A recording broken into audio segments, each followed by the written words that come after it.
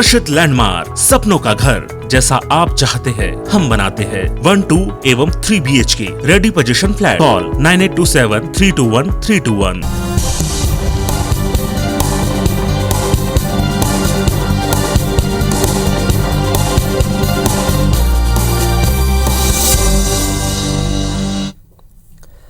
नमस्कार, IBC 24 देख रहे हैं आप। मैं हूं आपके साथ विजय कुमार पंड्या। मध्य प्रदेश की बात में आप सभी का स्वागत है। प्रदेश की राजनीति में कई ऐसे चेहरे हैं जो अपने बयानों के चलते सुर्खियों में रहते हैं। प्रदेश में ऐसे बयानवीर नेताओं की कमी नहीं है। कई ऐसे नेता हैं जो विवादित बयान देकर हमेशा से सुर्खियों में और खबरों में बने रहने की कला में माहिर हैं। अपने बयानों से अक्सर अपनी ही पार्टी को मुसीबत में डालने वाले दो नेता, पूर्व मुख्यमंत्री दिग्विजय सिंह और बीजेपी विधायक रामेश्वर शर्मा अब आमने सामने हैं। पहले रिपोर्ट दिखाते हैं, उसके बाद इस पूरे मुद्दे पर चर्चा करेंगे। कांग्रेस का आदमी इधर आए तो घुटने तोड़ दो, ठीक है कि नहीं?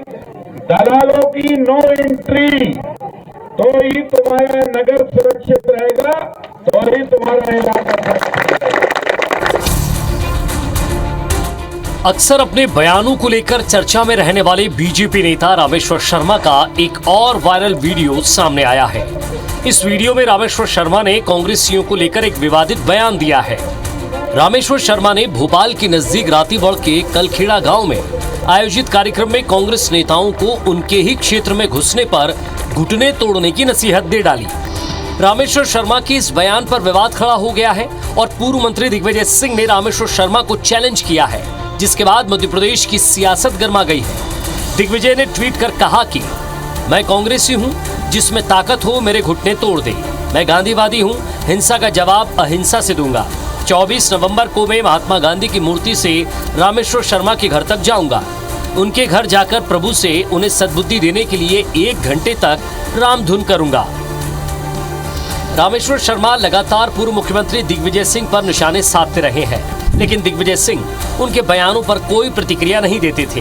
ये पहला मौका है जब दिग्विजय सिंह ने न सिर्फ रामेश्वर शर्मा को चुनौती दी है, बल्कि उनके घर जाकर 1 घंटे तक रामधुन करने की बात कही है। वहीं वीडियो के सामने आने के बाद भी रामेश्वर शर्मा ने मामले पर ट्वीट के जरिए अपनी सफाई देते हुए कहा कि कांग्रेस के घुटने तोड़ने की हमें जरूरत नहीं है। पहले से ही कांग्रेस के घुटने और कमर टूटी हुई है। वायरल वीडियो दिग्विजय सिंह को अपमानित करने की चाल है।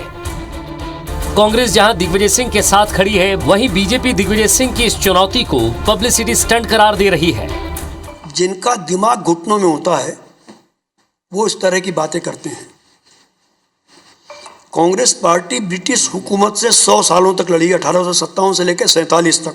मगर रामेश्वर शर्मा जी शायद कांग्रेस को सत्ता के दंभ में कूड़ा करकट समझ रहे हैं। और माननीय दिग्विजय सिंह जी ने जो ट्वीट किया है वो पूरे कांग्रेस कार्यकर्ताओं की भावनाओं की अभिव्यक्ति है। दिग्विजय सिंह जी का भी इसमें कोई दोष नहीं है, बेचारे की मजबूरी है। वे एक विकृत और नौटंकी मंडली के सरदार हैं। अब मीडिया में चर्चा में रहना है, समाज में कोई चर्चा होती रहे, क्यों समाज राजनीति में कोई पूछ तो रहा नहीं, इसलिए कुछ ना कुछ कहानी उनको गढ़ना है। इस प्रकार के झूठी चीज़ें परोसना दिग्विजय सिंह की आदत है। ये कोई पहला मौका नहीं है जब रामेश्वर शर्मा ने इस तरह का विवादित बयान दिया हो। इससे पहले भी रामेश्वर शर्मा अपने कट्टर हिंदू छवि के चलते कई बार बयान दे चुके हैं। इससे पहले जोधा अकबर को लेकर दिए गए विवादित बयान के बाद उन्हें माफी भी मांगनी पड़ी थी। इस बार रामेश्वर शर्मा के बयान पर दिग्विजय सिंह की चुनौती ने मध्य प्रदेश के सियासी माहौल को गर्मा दिया है। कांग्रेस को जहां इस बयान के बाद एकजुट होने का मौका मिल गया है, वहीं देखना होगा कि बीजेपी रामेश्वर शर्मा के इस बयान के बाद दिग्विजय सिंह की चुनौती का कैसे मुकाबला करती है। सुधीर दंडोतिया के साथ विवेक पटैया, IBC 24 भोपाल। तो पूरा माजरा आप समझ गए हैं, पूरा मसला आप समझ गए। ज़रा इसको और विस्तार से मैं आपको बता देता हूं, क्योंकि पूरा पैकेज आपने सुन लिया होगा। 2 खास मेहमान हमारे साथ जुड़ गए। सुमेर सिंह सोलंकी साहब बीजेपी सांसद हैं, स्वागत है आपका। योगेश यादव जी कांग्रेस नेता हैं, लगातार प्रखरता से मुखरता से अपनी बात रखते हैं, मजबूत इरादों के साथ बैठते हैं हमेशा डिबेट में। और सबसे पहले मैं वो ट्वीट आपको दिखाना चाहूँगा, वो ट्वीट आपको बताना चाहूँगा ग्राफिक्स के ज़रिए, जो दिग्विजय सिंह ने किया है। क्योंकि एक वायरल वीडियो था जो आपने सुना, जिसमें साफ तौर पर कहा जा रहा है कि आप कांग्रेसियों को यहाँ घुसने न दें, उनको घुसने मत दीजिए, घुटने तोड़ दीजिए। घुटने तोड़ने के बाद ये जब वायरल वीडियो मार्केट में आया और ज़्यादा वायरल हुआ, तब एक ट्वीट सामने आया दिग्विजय सिंह का, मैं कांग्रेसी हूं, जिसमें ताकत है मेरे घुटने तोड़ दे, मैं गांधीवादी हूं, हिंसा का जवाब अहिंसा से दूंगा, गांधी प्रतिमा से उनके घर तक जाऊंगा, राम धुन गाऊंगा। उसके बाद रामेश्वर शर्मा जी का एक ट्वीट सामने आता है, वो भी मैं आपको बता दूं। उस पर रामेश्वर शर्मा जी का साफ तौर पर कहना है, आदरणीय दिग्विजय सिंह जी, मैं तो धन्य हो गया कि मेरी वजह से आप प्रभु श्री राम का भजन करेंगे। 24 तारीख को श्री राम धुन इतिहास के पन्नों में दर्ज हो जाएगी। मैं आपको श्री रामचरितमानस भेंट करूंगा। उसके बाद लिखते हैं, स्वल्पाहार के लिए आपके साथ आने वाले श्री राम भक्तों की संख्या बताएं, समय बताएं और मैं उनकी सेवा के लिए तैयार हूं। ज़रा इसको समझने की कोशिश करते हैं कि इस तरह के बयान आखिर क्यों दिए जाते हैं और इस बयान के मायने क्या हैं। और दिग्विजय सिंह जी जो लगातार अलग अलग तरह के बयान देते हुए आपने सुने गए होंगे, कई बार पार्टी उनसे किनारा कर लेती है और यही हालत रामेश्वर शर्मा की भी रहती है। कई बार पार्टी उनके बयानों को निजी बताकर किनारा कर लेती है। सुमेर सिंह सोलंकी साहब, मैं आपसे सवाल करता हूं कि अब जब चैलेंज एक्सेप्ट कर लिया है तो क्या वाकई जो बयान दिए जाते हैं सिर्फ बोलने के लिए होते हैं, या वाकई पार्टियां या पार्टियों के कुछ नेताओं को ये गाइडलाइन दी जाती है, या ये छूट होती है गाइडलाइन की तरह कि आपको पर्टिकुलर कुछ ऐसे नेताओं को इतना इतना बोलने की छूट है, आप इस तरह का बयान दे सकते हैं, बाकी सब हम निपट लेंगे?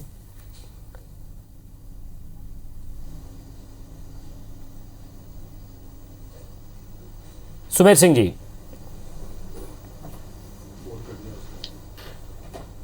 चलिए, शायद लगता है उनसे संपर्क नहीं हो पा रहा है। जब उनसे वापस बातचीत होगी तो मैं उनसे बातचीत करूंगा। यही सवाल योगेश जी मैं आपसे जानना चाहता हूं।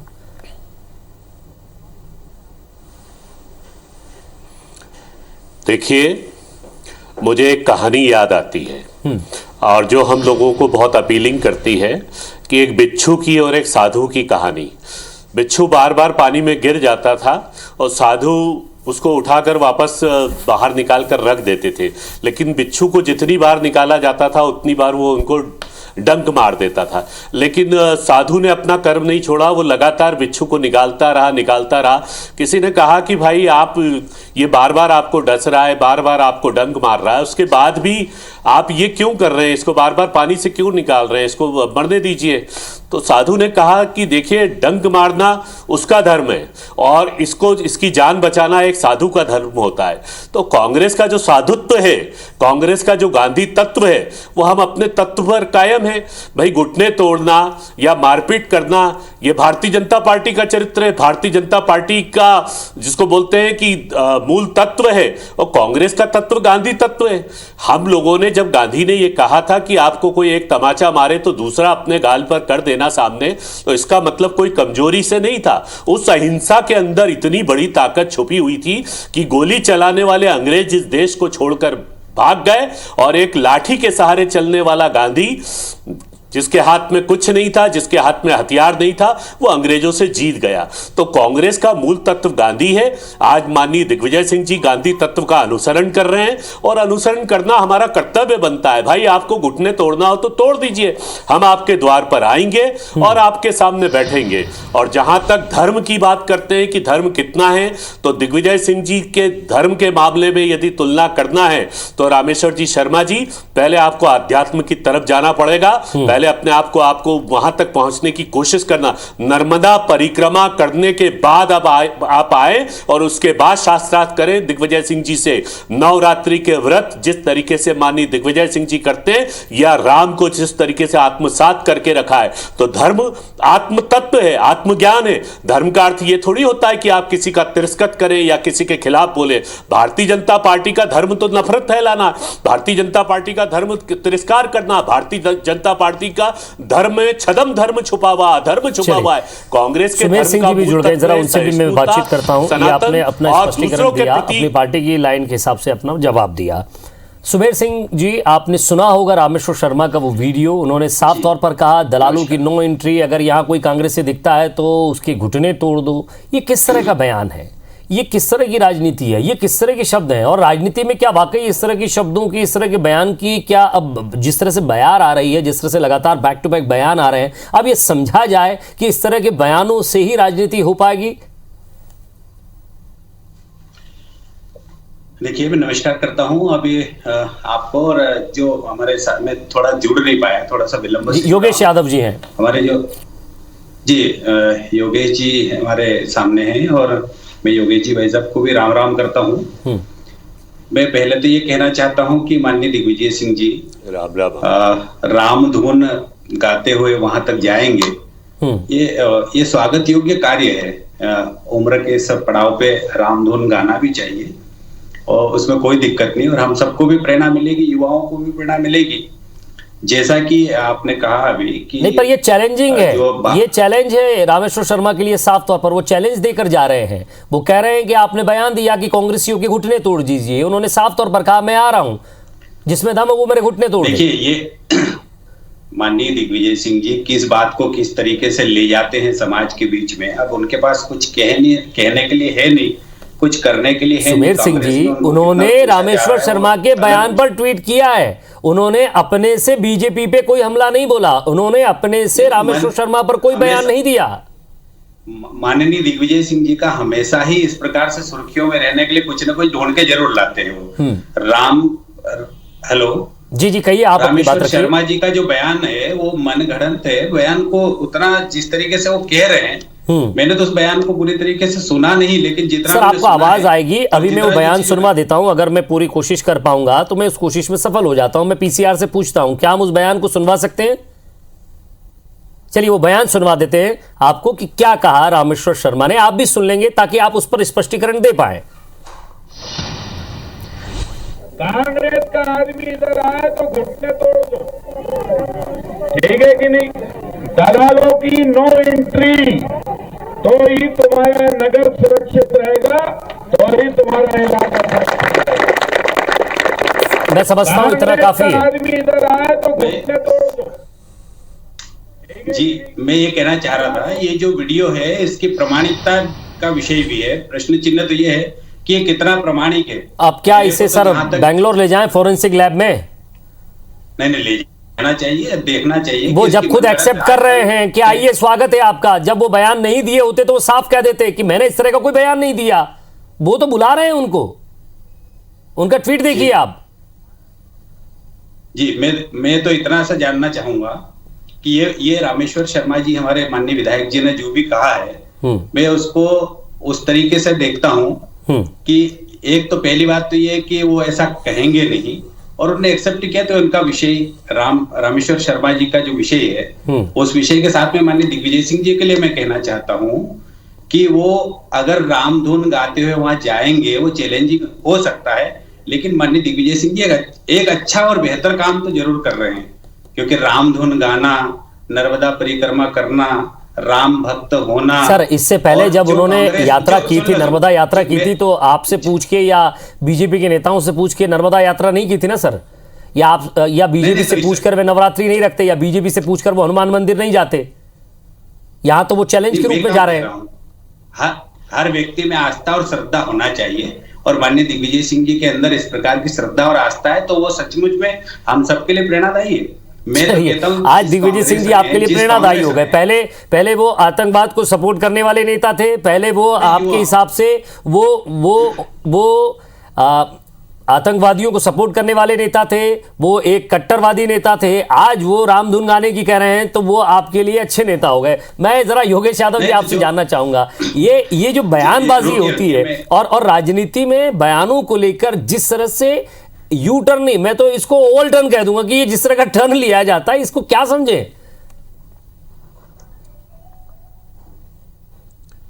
देखिए ये बयान रामेश्वर शर्मा जी का ही व्यक्तिगत बयान नहीं है, ये पूरी भारतीय जनता पार्टी का प्रतिनिधित्व है। भारतीय जनता पार्टी का जो गुप्त एजेंडा है, सीक्रेट एजेंडा नेपथ्य में जो छुपा हुआ है, वो इसी तरीके का विध्वंस का है, लड़ाई का है और हिंसा का है। तो ये रामेश्वर नहीं सर, इसका बीजेपी से कोई लेना देना नहीं, उनका व्यक्तिगत बयान है। कर रहे हैं सर, वो अपने क्षेत्र में है या किसी क्षेत्र में। यादव जी यहाँ मैं आपको थोड़ा करेक्ट करना चाहूंगा। यादव जी यहाँ करेक्ट करना चाहूंगा, ये बीजेपी का बयान नहीं है। आपको ये कहना चाहता हूं। यादव जी मैं यहाँ वाकई ये करेक्ट करना चाहूंगा, ये बयान सिर्फ पर्टिकुलर रामेश्वर शर्मा जी का है, ये बीजेपी का बयान नहीं है, या किसी आरएसएस के नेता ने या किसी हिंदूवादी नेता ने या किसी भी नेता ने इस तरह का बयान अभी दिग्विजय सिंह के लिए नहीं दिया है। मैं आपसे ये चाहूंगा कि भारतीय जनता पार्टी के नेता इस बयान के खिलाफ कहें कि हमें रामेश्वर शर्मा जी के व्यक्तिगत बयान से कोई लेना देना नहीं है। भाई ये भारतीय जनता पार्टी का मैं इसलिए कह रहा हूं कि जब आपका मंत्री किसानों को कुचल देता है और किसानों को मंत्री पुत्र मार देता है, उसके बाद किसान आंदोलन को कुचलने की आप कोशिश करते हैं, एक अहिंसक आंदोलन को, तो आप लोगों ने तो इस तरीके की दमन की कार्रवाई को अपना चरित्र बना के रखा है। और रामेश्वर शर्मा जी ने ये जो बोला है, तो ये जो मानसिक स्थितियां निर्मित होती है राजनीति में, योगेश यादव जी, मैं ये समझना चाह रहा हूँ, राजनीति में जब प्रतिस्पर्धा होती है तो एक दूसरे के खिलाफ चुनाव लड़ा जाता है, विचारधारा से लड़ा जाता है, और कई बार हम देखते हैं धक्का मुक्की भी हो जाती है, लाठी डंडे भी चल जाते हैं। लेकिन एक नेता का यह कहना कि आपके इलाके में अगर कांग्रेसी आता है तो उसके घुटने तोड़ दो, नहीं आप बताइए, क्या आप अपने इलाके में जाकर ये कहते हैं, क्या कांग्रेसी जाकर कहते हैं कि बीजेपी वाला आए तो उसके घुटने तोड़ देना? आप इसके पक्षधर हैं क्या? आप कैसी बात करते हैं? कांग्रेस में ही चरित्र नहीं है। कांग्रेस के लोग स्वागत करते हैं, वो हमें लाठी भी मारेंगे तो हम फूलों से स्वागत करेंगे।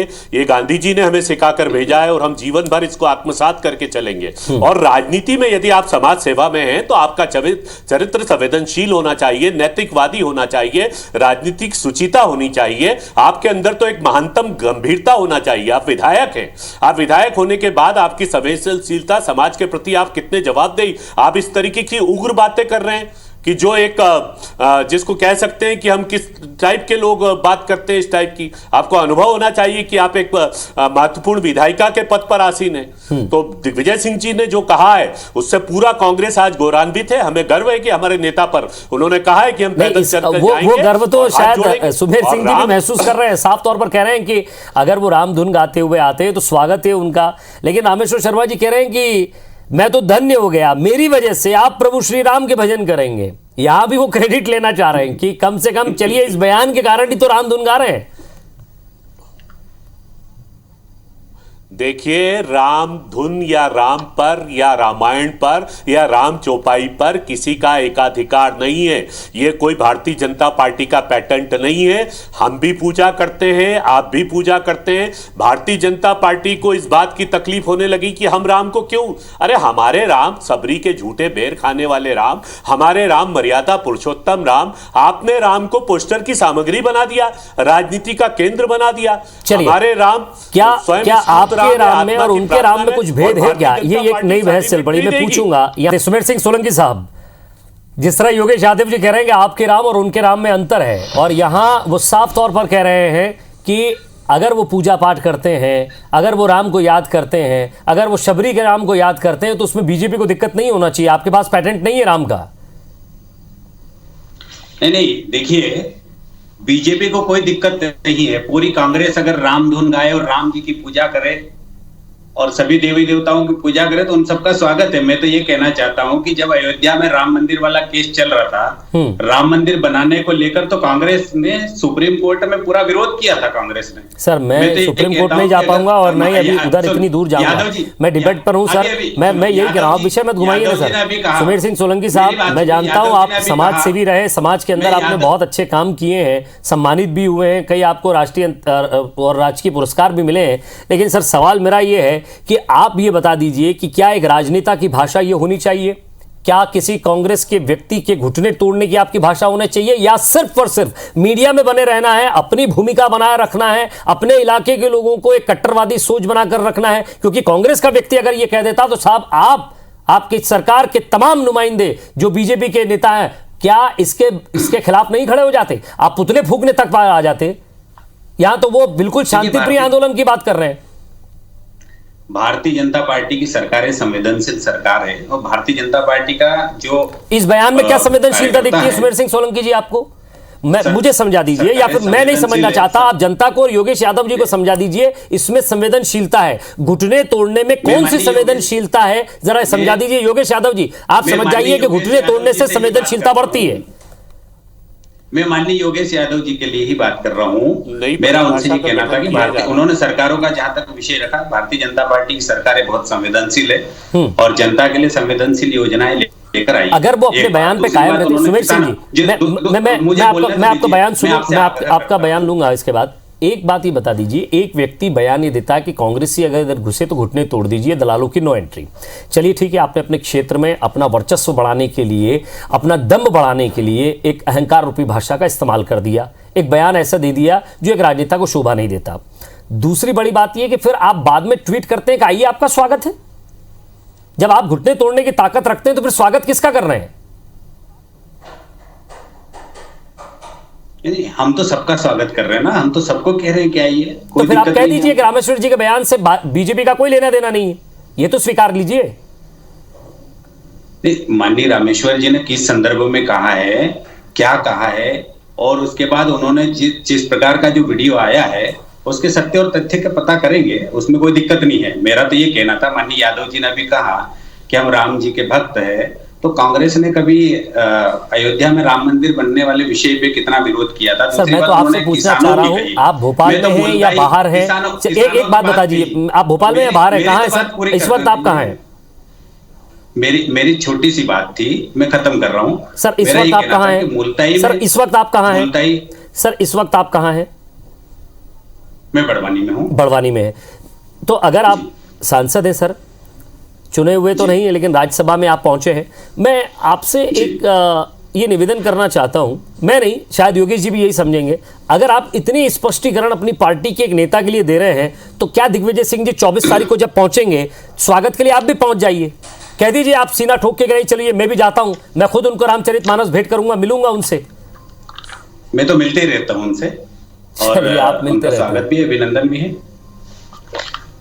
योगेश यादव जी चलिए, आपने अपनी बात कह दी, आप मिलते रहते हैं, बहुत ज़्यादा आप भी कुछ नहीं कह पा रहे हैं क्योंकि अब जब बतौर गेस्ट बैठे हैं तो अब उसको कैसे संभालेंगे वो आपके चेहरे पर साफ दिख रहा है। सर माफ़ी चाहूँगा इस शब्द के लिए क्योंकि अब आपको भी समझ नहीं आ रहा है कि इस बयान को कैसे मैं झेलूँ और क्या जवाब दूँ। योगेश यादव जी आपसे मैं तो बोल रहा था, मैं तो इतना सा कहना चाहता था, किसानों के विषय में माननीय यादव जी ने कहा, देखिए मुल्ताई में जब 24 किसानों को गोली मारी गई थी, मुल्ताई कांड जब किसानों के ऊपर गोलियां बरसाई गई थी, ऐसा विषय आया था, तो ये माननीय दिग्विजय सिंह जी इस प्रदेश के मुख्यमंत्री भी थे। और मैं ये भी कह रहा हूँ कि किसान आंदोलन हो रहा था सर, तो पिपलिया मंडी में गोलियां किसने चलाई थी?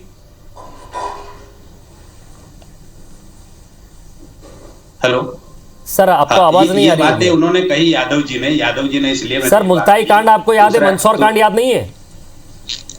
मंदसौर हाँ याद है ना मुझे, तो सर उसका भी जिक्र कर दीजिए। चलिए आपको बहुत ज्यादा समय दे दिया, मैं यादव जी से बात कर लेता हूँ। यादव जी आप पहुंच रहे हैं क्या दिग्विजय सिंह जी के साथ? देखिए बिल्कुल वो हमारे नेता हैं, हम सब उनके साथ रहेंगे और हम तैयार भी हैं अपने घुटने फुड़वाने के लिए। हम हाथ जोड़कर नमन करेंगे, उनको प्रणाम करेंगे, उस सिर के ऊपर हमारी लाठी भी चला सकते हैं, हम नमन करेंगे उनको। लेकिन मैं आपको बता दूं, दिग्विजय सिंह जी का मूल तत्व, जो दिग्विजय सिंह जी एक महापुरुष के रूप में, यदि आप नर्मदा परिक्रमा की उनकी किताब को आप पढ़ लेंगे तो धर्म के प्रति उनकी क्या व्याख्या है, क्या दृष्टिकोण है, और धर्म पर आधारित समाज सेवा या राजनीति। नहीं, मैं आपत्ति करता हूं कि आपने क्या सुना है, लेकिन आज जिस तरीके से दिग्विजय सिंह जी ने गांधी तत्व को वापस प्रभावित किया, संवहित किया, संवहन किया है, हम हर कांग्रेस का व्यक्ति गौरवान्वित होता है और हम लाठी खाने को तैयार है, हम घुटने तोड़वाने के लिए तैयार है, हम अपना सिर फोड़वाने के लिए तैयार है। आ जाए पूरी भारतीय जनता पार्टी, मारे हम तो पिटने के लिए तैयार बैठे हुए हैं। हम तो जानते हैं ना, क्योंकि आपने वो तो स्वल्पाहार की व्यवस्था कर रहे हैं। यादव जी आपकी इच्छा अनुसार बताइए क्या बनवाना है।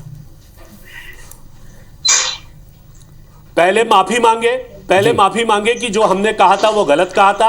भारतीय जनता पार्टी के मुख्यमंत्री माफी मांगे, गृह मंत्री कहें कि ये बयान गलत था तो हम स्वीकारोक्ति मांगेंगे। अब जैसे कि आप जानते हैं कि प्रधानमंत्री जी नरेंद्र मोदी ने जब 750 किसानों की हत्या हो गई उसके बाद क्षमा मांगी इस देश से, तो मध्य प्रदेश के नेता भी क्षमा मांगे कि हम गलती करते हैं, उसके बाद हम क्षमा मांग लेते हैं। आपने हिंसा नहीं की, कितने किसानों की मृत्यु हुई है पूरे देश में, तो आप क्षमा मांगे और अपनी हिंसक प्रणाली को हमसे मानसिक स्तर को परिवर्तित करें और कांग्रेसियों से सीखे, गांधी तत्व से सीखे, गांधी को पढ़े, नर्मदा परिक्रमा पर दिग्विजय सिंह जी की किताब को पढ़े तो आपको तत्व का ज्ञान प्राप्त होगा। सर यहाँ किताबें पढ़ने का समय किसको है? यहाँ राजनीति में सबसे सब जनता को पढ़ने का विषय होता है। जनता के बीच किस तरह का बयान चलता है, जनता को किस बयान से भड़काया जा सकता है, जनता को किस बयान से उकसाया जा सकता है, या जनता के बीच किस तरह घर किया जा सकता है। सवाल तो यही है कि जो बयान दे दिया वो वाकई क्या नेता जमीन पर जाकर कर देते हैं वैसा जो ऊटपटांग बयान दे देते हैं? वैसा नहीं होता।